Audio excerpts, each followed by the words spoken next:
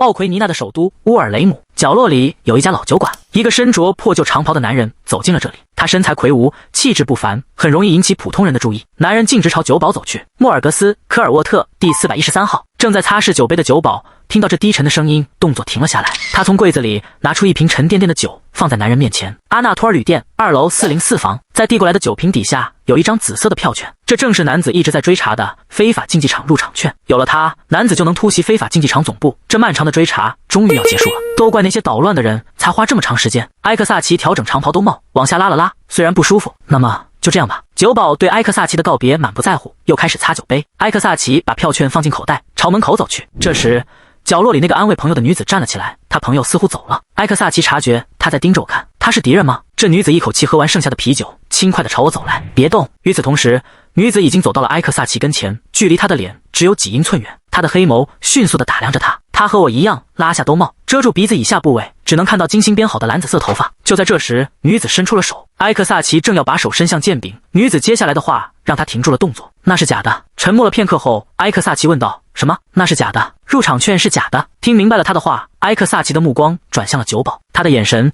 与正在假装擦拭酒杯的酒保对上了。该死！两人目光交汇的瞬间，酒保扔掉酒杯，开始从后门逃跑。抓住他！听到埃克萨奇的命令，藏在醉汉之中的骑士们立刻去追酒保了。埃克萨奇看着他们离开，然后转头看向女子所在的地方。埃克萨奇轻轻地把手放到了剑柄上。你是怎么知道假的？看到酒保试图逃跑，显然女子说的是真话。重要的是，他在那么远的地方一眼就看出票是假的。他是马格达莱帮派的人吗？是被驱逐的头目，还是……这时一个声音响起，一眼就能看出是假的呀？为什么？女子耸肩，仿佛这不是问题。我松开握剑柄的手，你光看一眼就知道是假的。女子回答道。我沉默许久，终于回应，不可能啊，这票券平民根本拿不到，要么是和竞技场有关系的人，要么是参与者本人才能有啊。所以你以为我和这事有关？不是那样的，我就是看到了，然后告诉你而已。但他看起来根本不像假的。不是的，女子打断了他的话。埃克萨奇问道，你说不是什么意思？女子第一次抬起了头，因为这个动作，一阵微风轻轻掀起了她长袍的一角，光洁的额头，挺翘的鼻子，卷曲的紫色头发，在那之下是明亮清澈的粉色眼眸，就是我能看出来她是假的。她的眼神平静超然，又透着冷漠。埃克萨奇莫名的感到心慌意乱，和他不同，他的目光没有停留在他身上，而是越过他的头顶看向更高处。在这个曾经叫白山，现在叫米内尔维纳的女子眼中，相关信息清晰可见。看到了吧？就在那儿，耀眼的金色文字浮现在埃克萨奇的头顶上方。扎西格大公李迪姆·埃克萨奇·费拉托·施罗德。扎西格大公以高超的剑术和出众的容貌闻名，他目前正在执行一项任务，要抓捕经营非法竞技场的马格达莱帮派。如今已经习惯了这种如同游戏场景般情况的米内尔维纳语气坚定地说道，信息就明明白白的在那儿啊，不只是他，其他人也一样，从名字到个人信息，所有的一切都是如此。白山曾是一家普通公司的普通合同工，唯一不普通的是他的父母去世的比较早，他是独自长大的。他努力工作就是为了能进入一家好公司，因为他不想被人贴上孤儿的标签。白山小姐，请整理一下这些文件。砰！那天尹组长把一摞文件堆在了白山的桌上。白山看着这摞比30厘米直尺还高的文件，问道，全部这些吗？难道要我让你只做一半吗？你得在明天早上之前完成，明白了吗？那我就回家了，别以危险津贴为由多用公司的电啊。尹组长转身就走，连回应白山的告别都没有。白山咬了咬牙，脸上仍保持着微笑。尹组长离开后，白山平复了一下自己的心情，环顾了一下文件柜，我估计得喝5罐红牛了。没事的，没事的，公司员工的血管里流淌的不是血液，而是咖啡因和牛磺酸吗？白山这样安慰着自己，然后朝公司前面的便利店走去。便利店的兼职员工现在已经熟悉他的长相了，带着同情的神色跟白山打了招呼。又加班呀？没办法呀，哎，加油啊！幸运的是，兼职员工又多给他加了1罐能量饮料。白山提着装有6罐能量饮料的黑色袋子，拖着沉重的脚步回到了办公室。看着漆黑的办公室，他脑海中闪过各种各样的念头，但很快他就摇了摇头，抱怨也没用，专心工作吧。他立刻投入到尹组长布置的任务中。经过不懈的努力，他终于整理完了那摞文件，也喝完了第6罐能量饮料，完成了。白山挺直了脊背，呈现在他面前的是整理的整整齐齐的文件。那一刻，他感到很自豪。然后，砰的一声，啊！他的整个身体都发出了一声呻吟。他望向窗外，看到早晨的太阳已经升起来了。我都没时间去蒸桑拿洗漱一下了。白山叹了口气，一屁股坐到了椅子上。这时手动突然一响步，收到了一条信息，是一个游戏的活动通知。白山这才想起来是他原来下载的一个游戏。拿着手机停顿了一会儿后，白山决定反正也睡不着了，那就再玩一会儿吧，有时候让大脑放松一下也挺好的。于是他试着打开了最近安装的这款手机游戏。虽然作用不大，但总比什么都不做好。不过我才11级呢。白山盯着游戏另一段传奇的标题界面，很快他就把手放到了胸口上，表情也变了。我是不是太拼了？了，就算是因为喝了能量饮料，他的心跳也太快了，今天感觉有点突然，白山眼前一黑，甚至都来不及拨打911，砰！他的手机掉到地上的声音格外响亮。在一片漆黑之中，白山感觉自己的身体瘫倒在了地上。那一刻，他感到一阵委屈，真不敢相信，我真的要这样死去吗？这就是所谓的过劳死啊，既令人沮丧又荒唐可笑。他的眼眶发热，但身体已经动弹不得了。当他无力的指尖触碰到手机屏幕时，白山脑海中闪过了最后一个念头：这糟糕透顶的世界，我才不管它会怎样呢，都见鬼去吧！与此同时，手机屏幕上出现了另一段传奇的进入界面：进入炼狱关卡已通关，关卡难度将降低，您将获得奖励，请在私人区域领取。进入教程关卡，因难度调整将施加惩罚，正在连接另一段传奇。短短几秒内，白山回过神来。与此同时，他发觉自己穿着破旧的衣服，不是长袍。在这陌生的情境下抬起头时，热闹非凡的街市呈现在他眼前，那景象仿佛如梦似幻。便宜啦，便宜啦！蓝月集市，仅此一天，今日出售来自北方的稀世珍宝。马戏团马上就要开场了，观众们快来啊！人们来来往往，熙熙攘攘，欢笑声阵阵，还有烤肉的诱人香味。是个节日吗？不止如此。问题是，白山记得自己以前见过这场景，这不是另一段传奇里的场景吗？没错，这正是他曾在手机屏幕上看到过的同一条街道。屋顶的形状与颜色，远处宫殿的影子，广场地面的图案。白山蹲坐在节日街道的一个角落里，默默地观察着人们。不管他怎么想，答案只有一个：我死了，而且我穿越到了另一段传奇里。我也不知道为什么。更离谱的是，似乎还附带了个奇怪的能力。这时，一个灰色城市老鼠从他身边跑过，接着一个半透明的窗口弹了出来。灰色城市老鼠为节日而兴奋，喜欢变质的蛋糕。白山叹了口气，望向人群。说实话，此刻他心里满是困惑。或许当初死了还更好些呢，再次活过来，而且还是在一个陌生的世界里，一开始真的让人晕头转向。不过他很快就像往常一样，对着天空咒骂了几句，驱散了这种感觉。想这些只会让我郁闷，为什么偏偏是我啊？长久以来，他早就对这类烦心事习以为常了，似乎也没有别的选择了。每个人生来就是要这样生活的。最重要的是，我之前的生活难道就是炼狱关卡吗？突然，一股挫败感涌上心头。这次我要活得不一样，哪怕要手段狠辣。就在这时，叮的一声，弹出了一个窗口，发布了一个任务：为历经磨难且希望世界毁灭的玩家提供希望，系统协助玩家创造一个破败的世界。主线任务：致使世界毁灭，成功获得神性，失败不，搞什么鬼啊？这都什么呀？白山眨了眨眼睛，又反复看了好几遍，那些文字依旧没变。他勉强想起自己临死前的最后一个念头：这该死的世界，赶紧毁灭吧！不，穿越过来之后，这话不该算数了。放弃任务，无法操作，该死的！白山抱住脑袋尖叫起来。我本该像往常一样许愿中彩票的，为什么我要许愿世界毁灭啊？只能怪自己许了这么个愚蠢的愿望。白山强迫自己深吸了一口气，现在不是懊恼的时候。作为一个历经世事、适应能力超强的孤儿，我应该能应对这个情况。白山冷静地审视着任务窗口。首先，这个获得神性，如果他完成任务就能获得神性，这对他自己来说似乎很不错。可其他人怎么办呢？要是世界毁灭了，人们也都会死去。以牺牲这么多生命为代价，梦想着在新世界成为神，这人肯定是疯了。接下来是失败的惩罚，3个问号是什么意思呢？白山眯起了眼睛，至少不会是死亡吧？系统承诺过会帮助我的，这也算是有点幸运了。作为已经经历过一次死亡的人，那种感觉太可怕了。白山可再也不想经历第2次了，哪怕当时他只是眼前一黑。在那期间，他感觉自己仿佛穿过了极其恐怖、可怕的东西。突然，一阵寒意顺着手臂袭来，白山打了个寒战。至少现在只是教程关卡，所以失败的惩罚应该不会太严重。他暗自想到，但他也不是特别想成功完成这个任务。我该拿这个怎么办呢？他深深地叹了口气。不过，既然这是个游戏，说不定在某个地方有放弃任务的办法呢。目前看来，适应这个世界才是首要的事。白山站起身，理了理长袍，融入了人群之中，感觉现在这里就是自己的世界了。白山在街上闲逛时，熟悉起了系统窗口的操作方式。名字或者窗口并不会自动弹出，一开始只是隐隐约约能看到。当他把注意力集中在某个东西上，或者心里想着它的时候，就会变得清晰起来。例如，南瓜糖用凝固的南瓜糖浆制成的廉价糖果，就是这样的运作方式。大量的信息让他很容易就感到疲惫，要是有个关闭功能就好了。尽管觉得有点难为情，白山还是试着大喊了一声关闭，但可惜的是，似乎并没有这样的功能。在街上漫步的时候，白山再次确认自己确实进入了另一段传奇的世界里。从人们的交谈内容，白山得以判断出当前时间相较于游戏的背景设定似乎过早。他听到旁人提及，近期有奇怪的雾气始终笼罩着山脉，致使树木纷纷枯萎死亡，还有人针对此现象发问，探寻其产生的缘由，可能是瘴毒灾害吧。游戏另一段传奇的剧情并不复杂，瘴毒从北部和西部的山脉降下，随之带来了各种各样的灾害和怪物。尽管即将面临各种灾害还有怪物来袭，但这个世界也并非特别严酷，生活起来并不困难。仅仅通过观察街道就能轻易看出，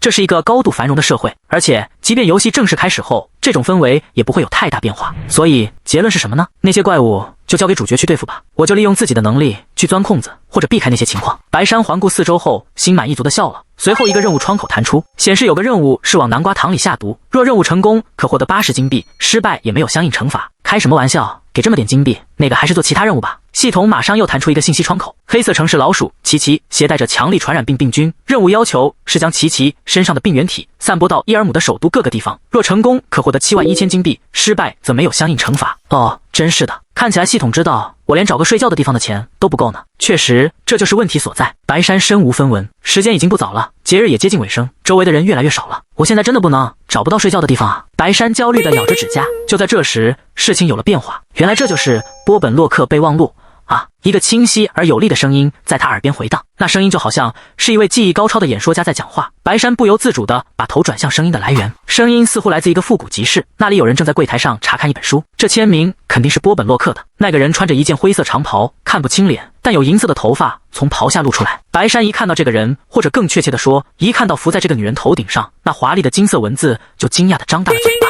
巴蒂尔达·罗伊西，施罗德·奥奎尼娜的公主，她将点燃战争的烽火，被称作陨落之王的萤火物。陨落之王的萤火物怎么会在这里闲逛呢？波本洛克备忘录伪造品，与巧妙伪装成真品的赝品不同，墨水没有褪色，那不就是假的吗？白山呆呆地站在那里，一会儿看看眼前的女人，一会儿又看看她周围的金色光环，要不要出面阻止？这可是假货。即便不常玩游戏的白山也知道，只要是金色的东西就有价值，或者意味着和任务有关。如果在帮忙的时候遇到奇怪的任务怎么办？他还没来得及细想，一个窗口就在他面前弹了出来，接近巴蒂尔达，并引起他的兴趣。若任务成功，可获得600金币，同时还能得到2%的战争加成，而即便任务失败，也不会有相应惩罚。白山的眼睛亮了起来。600金币，根据我玩另一段传奇了解到的市场行情，600金币相当于大约600万韩元现金呢。没理由再犹豫了，白山立刻朝巴蒂尔达走去。巴蒂尔达正在和柜台老板交谈。是这样吗？这可是我祖父传下来的珍贵传家宝，据我所知，它是真品。巴蒂尔达说道。看起来确实挺像那么回事的。这是我们家决定在这次节日特别展示的传家宝，您在别处可找不到这样的东西。巴蒂尔达又问道。如果是真品，那肯定是好东西，那大概要8000金币吧。巴蒂尔达又问道。如果是真品，那肯定是好东西，您8000金币肯卖吗？不用那么多，今天200金币我就卖给您了。听着他们的对话，似乎就连柜台老板也不完全确定这东西是真品。就在这时，白山插话了。您打算买这个呀？立刻，一个原本站在附近看似只是路人的人朝他们这边做了个手势，白山这才后知后觉地看过去，一个身材魁梧、穿着长袍的男人从白山身边从容走过。多米尼克·基托·巴蒂尔达公主的保镖。哟，是个骑士啊！似乎是因为还不太习惯，他之前没注意到这个人的名字或描述信息，我以后可得更仔细点了。就在这时，巴蒂尔达开口了。目前就先这样吧，我们得拿到索夫那里去鉴定一下，看看是不是真品。不过这不正是蓝月集市的魅力所在吗？趁着这个机会，柜台老板欢快地搭话道。没错呀，蓝月集市的乐趣就在于发现隐藏的珍宝。哎呀，您没听说过有位贵族女士在蓝月集市买了个便宜戒指，结果发现是颗真钻石的事儿吗？白山连这种小事都不知道，惊讶地张大了嘴巴。也就是说，因为我有这个能力，我今天可以碰碰运气了。然而他的热情很快就消退了。可我没钱呀！白山小声嘀咕着，无缘无故地戳了戳空空的口袋。这时巴蒂尔达举着书问道。你也要这份备忘录吗？我不要，不过这东西可能不是真品呢。哦，是吗？你说这本备忘录是假的吗？他的态度看起来挺有意思，但也就仅此而已了。白山清了清嗓子，让自己的声音平稳些。您仔细看看就会发现，考虑到这墨水还很新，把它称作波本洛克备忘录不太合适呢。公主嘴角的笑容加深了，仿佛在催促白山继续说下去。白山有些困惑，这样就行了。就在这时，窗口里那本书的描述变了。波本洛克备忘录伪造品，著名军事历史学家波本洛克的备忘录。真品是在装订技术发展之前制作的，所以书籍是无棱处理的。与之相反，这件赝品是用更易操作的米拉尼胶水装订的，导致书边都发白了。变了。白山迅速阅读着信息，掩饰着自己的惊讶。您看这书籍上发白的边了吗？它是用米拉尼胶水处理的。要是真品的话，按照那个时代的装订工艺，书籍应该是无棱处理的。这时公主才优雅地转身面向白山。你对装订很有研究吗？就在他准备接着说话的时候，白山犹豫了。柜台上一面破旧镜子的反光引起了他的注意。白山看到镜子里自己的模样，吓了一跳，一时说不出话来。你是谁？在镜子的另一边，一位优雅而陌生、有着高贵气质的美人正在看着他。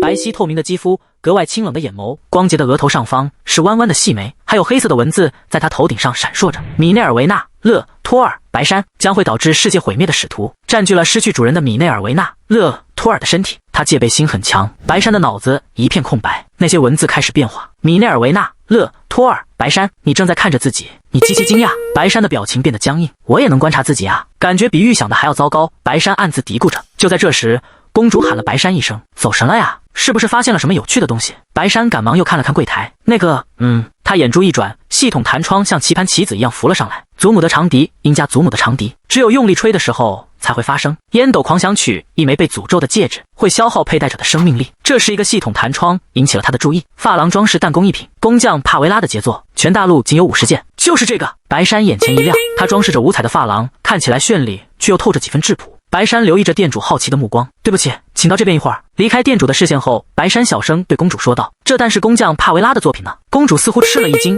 然后压低声音问道：“那该怎么办？”白山看了一眼系统弹窗，然后说道：“先买下它，之后打破石膏，试着把针插进底下的小孔里。”公主微微瞪大了眼睛，看着那件工艺品，很快脸上绽放出灿烂的笑容。你为什么要跟我说这个？如果那是真品，其价值轻易就能达到150万金币。你确定要把那样的东西交给我吗？就算是150万金币，那可就是15亿啊！区区一个蛋，真能值那么多钱吗？白山瞪大了眼睛，又看了看那件工艺品，发廊装饰蛋工艺品，工匠大师帕维尔的杰作战场百合，稀有度极高，价值200万金币。我现在要不要再提出把它买下来呢？可我没钱啊！而且即便如此，任务还是没完成。这该死的世界，哪怕是对一个快要去世的人，好歹也会给点钱吧。可我是真的一无所有啊！失望之余，白山很快开始给自己找理由。售卖商品也是一种营生，尤其是高价物品，情况更复杂。就算我买下了它，也很难处理的，对吧？肯定很难办，对吧？它肯定是真品，对吧？虽然心里苦涩，但他表面上还是故作坚强。白山耸了耸肩，重申了自己上辈子就有的决心。每件物品都有它的主人，所以既然我知道你是谁，就把它送给你了。公主没有深究白山那短暂的反应，也没问他是怎么知道自己身份的，而是像发现了有趣的事一样，咯咯笑了起来。咱们别再说这些显而易见又无聊的话题了。话说回来，你玩得开心吗？这个节日，要是我有钱能好好享受的话，会更开心的。哈哈，确实如此。看你好像挺有眼光的样子。巴蒂尔达公主一边说着，一边环顾四周，确实挺罕见的景象。是啊，像这种寻宝式的集市能发展到这么大规模，挺令人惊叹的。白山点头表示赞同。在我看来，规模变大似乎是不可避免的。你这话什么意思？白山环顾四周，人山人海，摊位摆满了整条街道，一眼望不到头。硬币、纸币，还有零钱，大规模的现金交易。白山不自觉地嘀咕道：“感觉资金很难追踪啊，是吧？”与此同时，巴蒂尔达眯起了眼睛，在白山的视野角落里出现了一个半透明的窗口。任务完成。原本空空的口袋突然感觉沉甸甸的。600金币，厉害啊！确实，如今所有的地下犯罪团伙都在利用这个节日洗黑钱呢。实际上，正是他们推动了这个集市的发展。你觉得皇室为什么会任由这种事发生呢？白山没有回答，倒不是因为他没答案，皇室自己也有想洗的钱呀，只是这话不能在公主面前说出来罢了。看到白山没有回应，巴蒂尔达开怀大笑起来，哈哈，从你的表情我就能看出来你知道原因。然后巴蒂尔达调皮地笑了笑，双臂抱在胸前，依旧看着白山。然后他突然说道：“我想知道你的名字。”白山刚要回答白山，但在最后一刻改了主意。米内尔维纳·勒托尔。有那么一瞬间，巴蒂尔达犹豫了，他身后的骑士也一样。挺意外的，我还以为你会试图隐瞒这事呢。为什么呢？一些念头在他脑海中闪过。我完蛋了，他们知道米内尔维纳的事吗？这无疑是将了义军啊！心慌意乱的白山沉默了片刻。与此同时，令人意外的是，巴蒂尔达理清了状况，拿出一个看起来鼓鼓囊囊的钱袋。既然你给了我有用的信息，这是给你的报酬。还有，说着，巴蒂尔达从骑士肩上取下一枚胸针，以后带着这枚胸针来文托宫。要是在入口处看到多米尼克，寄托他会带你来找我的。那无疑是一枚看起来很华贵，尽显高贵气质的胸针。白山犹豫着要不要接时，巴蒂尔达直接把胸针放到了他手里。明白了吗？一定要来啊！白山快速瞥了一眼他的头顶，巴蒂尔达、勒里西、施罗德、奥克维尼亚的公主，他会用高额报酬招揽人才，还喜欢看他们吃苦头。白山咧嘴笑了笑，好的，我一定会来的，心中却暗想，哼，才不会呢。与米内尔维纳、勒托尔分别后，巴蒂尔达、勒里西、施罗德公主和他的骑士多米尼克走进了一条偏僻的小巷，远离人群后，巴蒂尔达像是觉得有趣似的轻笑了一声，果然是蓝月集市啊，我们这是遇到好兆头了，不是吗？你有什么不满吗？一直有所犹豫的多米尼克垂下蓝色的眼眸，轻声说道：“或许您给的钱太多了，哈哈哈，这点钱对我来说不算什么，而且这不过是点小钱罢了。再说了，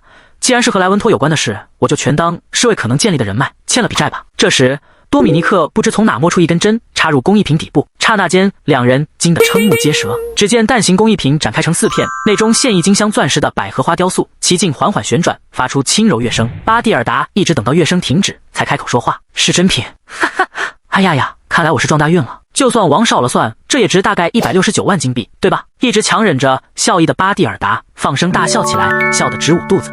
那这就更有意思了。虽说勒托尔已经没落了，但他女儿现在却有这般举动，我会留意他一阵子的。巴蒂尔达的话音渐渐低了下去。画面一转，与巴蒂尔达分开后，白山立刻去了一家旅店，他需要时间来梳理一下目前的状况。幸运的是，巴蒂尔达很大方地支付了住宿费用，他口袋里大概有800金币。此外，他口袋里还有作为任务奖励的600金币。转眼间，他就有了1400金币。换句话说，他相当于赚了1400万韩元。旅店条件不错，住宿费用是每天20金币，所以他在这里起码能撑1个月。白山草草地准备了饭菜，然后去洗漱。在洗漱的时候，我简要地梳理了一下自己对于这个世界的想法，以及与米内尔维纳相关的事宜。第一点是，这个世界并非完全是一场游戏，它感觉更像是一个与游戏有着相似世界观的平行宇宙，而其本身并非是一场游戏。例如，像肥皂这类通常为贵族所用的奢侈品，在旅店里都能轻易获取到。第二，这个名叫米内尔维纳·勒托尔的女子的生活。洗澡时，白山确认过，米内尔维纳的胸口有一道很大的十字形伤疤，那伤口很深，不可能是他自己弄出来的。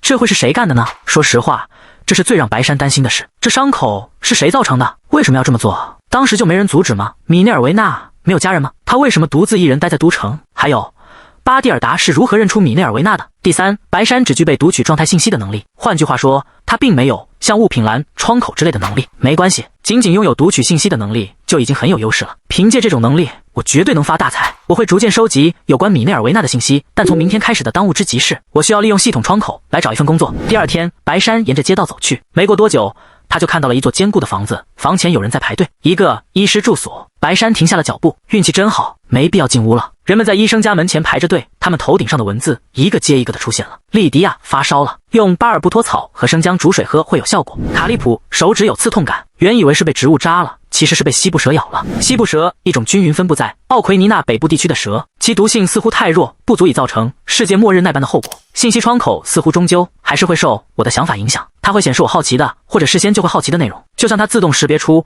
我身处医生家门前这个前提，然后就显示出相关信息一样。要是日子不好过了，我甚至都能当个医生呢，我永远都不会饿死了。一抹满足的微笑爬上了他的嘴角。确认完这些后，白山转身准备离开。也许勒托尔家的哲学家会更厉害呢。耳边传来的声音让白山停下了脚步，这声音有点意思，难道是以前的那个勒托尔又提到这个名字了？他转过头，看到2个中年男人正在户外的酒吧喝酒。白山自信地朝他们走去，白山微笑着跟他们打招呼。这2个男人疑惑地皱起了眉头。您好，您2位有空吗？我想聊几句。没空，不过你是谁啊，小姐？这2个中年男人眨了眨眼，想不明白白山这个年轻女子为什么会来找他们。白山苦笑着说道，不好意思啊，我刚才无意中听到了你们的谈话，是关于那个勒托尔的事儿。这2个中年男人的神情缓和了下来，问道，勒托尔男爵？为什么问这个？他曾是一位领主。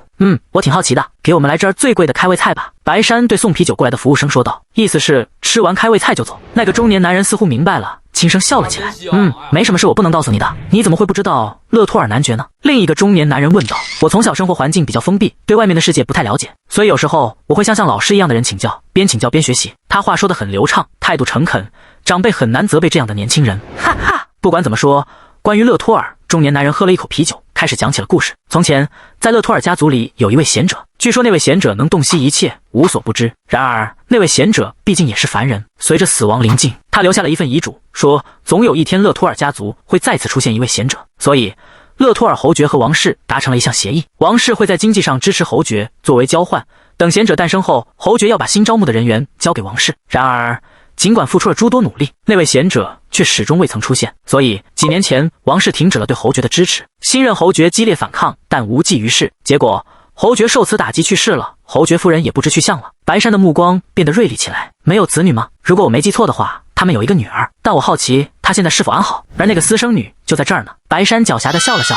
这就够了。作为分享这么好一个故事的回报，我来付酒钱。掌握了足够的信息后，白山开始总结起来。这么说来，米内尔维纳·勒托尔是个没落贵族啊，而且是彻彻底底没落了的贵族。那位贤者洞悉一切的能力，与我读取信息窗口的能力颇为相似。那么从情况来看，我可以被视作勒托尔的贤者了。我就是那位贤者。等等，要是我因为是贤者的身份被发现，然后被公主强行带走了，可怎么办呀？我差点重蹈前世的覆辙呀！我这才刚刚躲过一劫呢。白山可不想再去过那种熬夜工作的日子了，拜托了，千万别让我跟王室扯上关系啊！求求你了。虽说巴蒂尔达公主给了他不少钱，但白山可不能永远无所事事下去。思考一番后，我最终放弃了成为一名医生的想法。我觉得他们会派给我一个传播瘟疫之类的任务，这种事也经常发生呢。于是白山考虑了3个地方：当铺、珠宝店和拍卖行。接着他去了珠宝店，但人家根本不理他。我排除了当铺，因为它规模太小，似乎赚不到多少钱，而且我完全暴露在拍卖行那里了。找工作比我想象的要难，接下来我该去哪里呢？剩下的唯一选择就是鉴定所了。鉴定所是一个不论身份，任何人都可以使用其服务的地方。从路边捡到的石头到国宝，只要付费，他们都会进行鉴定。但在这个存在各种各样魔法、诅咒以及巫术的世界里，有些物品很难处理，因此那些高风险或者仅凭知识难以鉴定的物品，总是由魔法师来鉴定。当然，我不需要那样做。于是，白山满怀信心地走向大陆上最负盛名的索福斯鉴定所。没过多久，他就在街中央看到了一座入口装饰华丽、镶着银边的建筑——索福斯鉴定所。这个名字的灵感来源于古代贤者索福斯勒托尔。白山嘴角上扬，走进了鉴定所。我肯定能找到一份工作。叮，一阵清脆的铃声响起。建筑内部出奇的宽敞整洁，一楼有抱着箱子的农夫，看样子就像刚挖出了什么东西似的，还有一太端庄拿着传家宝物的中年妇女。看到在室内四处走动的引导员以及等候的顾客，手里拿着的带编号的纸张，白山暗自钦佩这里井然有序的运作，感觉有点像银行呢。尽管自己穿着破旧的长袍，但白山对这个地方明显的高效运作印象深刻。我猜更贵重的物品是在楼上鉴定吧。正当白山要往楼梯那边看的时候，一名侍从朝他走了过来。打扰一下，有什么我可以帮忙的吗？白山在长袍下饶有兴致地轻笑了一声。尽管我穿着这么破旧的长袍，他们看起来还是训练有素啊。确实，他没必要再去别的地方了。你好，我是来应聘工作的。侍从茫然地看着眼前的女子，过了一会儿，他才回过神来，开口说道：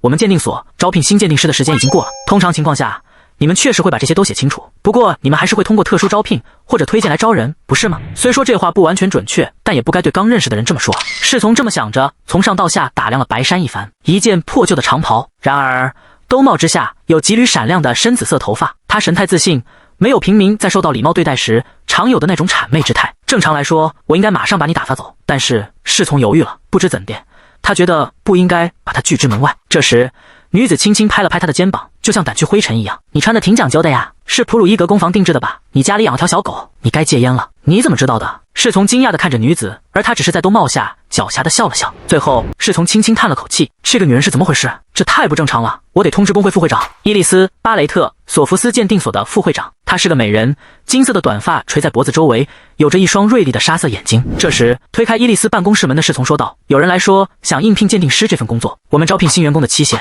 已经结束了。你难道不知道吗？侍从回道：这算是个特殊情况吧，我觉得你应该亲自来看看。是的，我相信你一见到这个人就会明白的。侍从说道：我下去亲自看看，给我带路。来到一楼，伊丽丝很快就看到了侍从提到的那个女人。首先从她那破旧的长袍就能明显看出，她不是普通的顾客。人不可貌相，魔法师们都是些古怪又难以捉摸的人。伊丽丝从口袋里掏出一个项链形状的吊坠，对准了那个女人。这个由玫瑰镯形蓝宝石制成的吊坠是技艺精湛的会长亲手制作的物品，它的功能是探测对方的法力，对方的法力越强，吊坠震动的就越厉害。然而面对眼前的这个女人，吊坠却毫无反应。这个吊坠根本没反应啊！你不是明明白白的说这是个特殊情况吗？侍从赶紧低头认错，我想我弄错了，真是浪费时间。客气点，把她打发走。我原本还指望她是个巫师呢。那个女人正毫无戒备的看着鉴定所陈列的装饰品，太让人失望了。这是洪水圣杯，对吧？其他的都是假的，但那一件是真品。女人的嘀咕声在伊丽丝的耳边回响，就因为这一句话，伊丽丝停下了脚步。刚才她是说了洪水圣杯吗？伊丽丝迅速转身，满脸难以置信地看向那个女人，却发现自己胳膊上起了鸡皮疙瘩。她怎么知道的？在所有展出的物品当中，那个杯子是唯一的真品。一个没有任何魔力的人怎么能鉴别出真品呢？而且是一眼就鉴别出来了。伊丽丝叫住了侍从，然后快步走到白山面前，礼貌地说道：您想在我们索福斯鉴定所担任鉴定师一职吗？请跟我来，我请您茶，并且也商讨一下聘用事宜。来到楼上会客室，那个女人自我介绍说她叫伊丽丝·巴雷特，是索福斯鉴定所的副会长，然后让女佣人上茶。没过多久，女佣人端着一个托盘回来了，托盘上放着3个茶壶，3个茶壶上都用蓝色染料绘着花鸟图案，设计一模一样，仿造的堪称完美。伊丽丝看着托盘，下意识的微微一笑，请随意挑选您喜欢的。多么厚颜无耻的小伎俩啊，用这个考验我。白山一边轻声笑着，一边仔细端详着那些茶壶，按照目光扫过的顺序，他脑海中浮现出了对他们的仿述。茶壶由赛迪仿制拜占的设计制作而成的茶壶，因仿的太过相似而遭诟病，已停产。拜占的茶壶来自拜占皇家餐具供应商的一款复古茶壶，是大约90年前的产品，但保存得非常好。茶壶，一个仿制拜占设计的廉价茶壶，其细微的图案和水流情况都不一样。白山耸了耸肩，开口说道：我要中间那个，对我来说，老式的物件看起来更漂亮些。虽说它距今也就90年左右，也算不上特别老式了。伊丽丝眼中闪过一丝转瞬即逝的笑意，然后很自然地应了下来。当然可以，我这就给您准备。您要来点阿舒茶叶搭配着喝吗？接着他拿出了一个装茶叶的容器。阿舒茶叶低等级，只用在夏季来临前尚未完全舒展的阿舒茶叶制成，是阿舒茶叶里等级较低的。白山咧嘴一笑，你确定没拿错容器？这可不是我所知道的阿舒茶叶啊！哎呀，我弄错了。伊丽丝把手伸向另一罐茶叶，阿舒茶叶高等级，在春雨前采摘的，是产量有限的最高等级茶叶，那就用这个吧。白山看了一眼茶叶容器，说道。直到这时，伊丽丝才默默地开始泡茶。一时间，房间里弥漫着寂静和茶香腾腾的水汽。伊丽丝喝了一口茶后，直截了当地问我是不是魔法师，我回答不是。接着，伊丽丝又问我有没有鉴定师资格证书，我反问找工作是否需要那个证书。伊丽丝表示不一定，只要你够资格就行。我双手一拍桌子，说自己够资格。伊丽丝微微挑起了眉毛，她似乎是在质疑这个女人的自信。白山压低声音说道：“副会长，我是个不喜欢拐弯抹角的人。”那声音不紧不慢。伊丽丝被白山沉稳的声音微微震慑到了。你这话是什么意思啊？所以我需要证明我的资质，有个比逐个检测物品更好的办法。白山若有所思地凝视着副会长身后的雕像，上施加了一个能检测谎言的魔法咒语，还有入口处那个翅膀形状的雕塑被施加了魔力探测魔法。伊丽丝惊讶的下巴都快掉了，在白山的注视下显得有些局促。那是一件叫八之灵的古老神器，是用来祈雨的。他旁边那个看上去像是征服者山姆用过的鞭子，但那是个赝品，这不可能。伊丽丝下意识地喃喃自语，随后表情变得严肃起来。你看一眼这些物品就弄明白了，都没经过正经的调查呀。白山耸了耸肩，紧接着伊丽丝开口问道：“你该不会是个贤者吧？”那女子犹豫了片刻，然后缓缓脱下了长袍。我是米内尔维娜·勒托尔。她有着编到一侧的紫罗兰色头发，粉色的眼眸，下巴纤细，身形格外单薄。她的外貌与工会调查到的米内尔维娜·勒托尔的模样相符。伊丽丝立刻从沙发上起身，微微鞠了一躬，如有冒犯之处，还请见谅。索福斯鉴定所副会长伊丽丝·巴雷特向米内尔维娜·勒托尔致意，愿为您效劳。不用这么客气。白山连连摆手。伊丽丝回道：“尽管勒托尔家族失去了所有的家族资产，但依然是贵族世家。”听了他这话，米内尔维娜略显尴尬地点了点头。我会考虑的，毕竟如果我加入这里，巴雷特先生就会成为我的上司了。即便如此，贵族也不会屈尊于平民的。谁说我是贵族了？抱歉，我不明白，我只是来这儿找工作的人。所以你的意思是要隐瞒身份？没那个必要。如果你去皇宫的话，肯定会受到特殊待遇的，不是吗？而且他们肯定已经确认你是一位贤者了。等等，要是你是在那之后才觉醒能力的呢？各种猜测在伊丽丝脑海中闪过。听说勒托尔男爵家族没能通过验证，彻底失势了，这就能解释他为什么没去皇宫了。而且如果他和我们一起在索福斯工作，那肯定会是个巨大的优势。问题在于，如果皇宫之后得知了这位贤者的存在，那情况就会变得很棘手，不只是尴尬那么简单了。他的能力固然诱人，但他就像一颗毒苹果。伊丽丝叹了口气，下定决心。米内尔维娜·勒托尔，很抱歉这么说，但是我们也没办法共事。巴雷特先生，米内尔维娜苦笑着说，最近是不是有个让您很头疼的物品啊？伊丽丝心里暗自怀疑起索福斯的安保情况，而米内尔维娜紧接着又说道：“我觉得我能解决那个问题，您觉得呢？”伊丽丝愣在了原地，贤者难道能读心不成？在这位年轻女士面前，伊丽丝感觉自己什么都藏不住。最近伊丽丝买了一个据说有200多年历史的旧盒子，伊丽丝不清楚它上面有什么样的魔法，而且一直被困在这儿，没办法弄明白。伊丽丝说道：“我确实有个棘手的物件，不过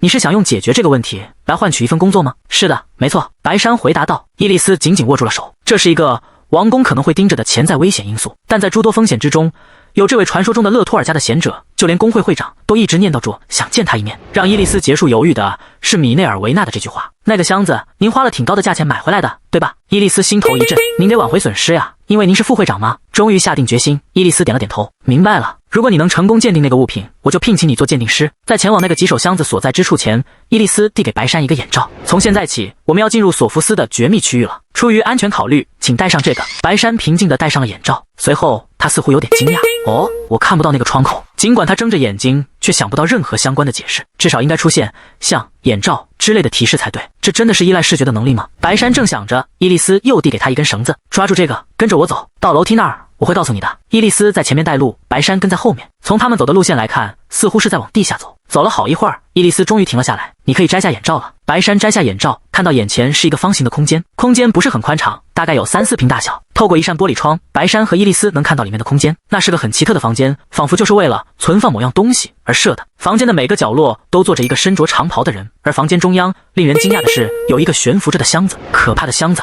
一个装着可怕东西的箱子，被7重交织的魔法咒语保护着，仅仅触碰它就能让意志薄弱的人发疯。这描述也太吓人了吧！伊丽丝对一脸惊愕的白山说道：“这是我们通过特殊渠道获得的一件物品，动用了魔法师用魔法封锁着它。如你所见，它相当可怕。”仅仅是看着这个箱子，就让白山感觉自己仿佛置身于一部被追赶的恐怖电影之中。你从哪儿？我是说，你是怎么得到这样一个东西的？索福斯工会和很多人都有往来，你要是愿意的话，可以凑近看看。但我建议你别碰它，要是碰了的话，太可怕了。白山一边小声嘀咕着，一边打开木门走进了房间。立刻，一个红色的窗口出现在他眼前。你已进入危险区域，突然之间就呼吸困难了呀？我又要这样死去了吗？就这样无能为力吗？突然，一个红色窗口出现，正在调整难度，调整难度。接着又是一个红色窗口出现，仅仅一个诅咒根本不可能与玩家抗衡。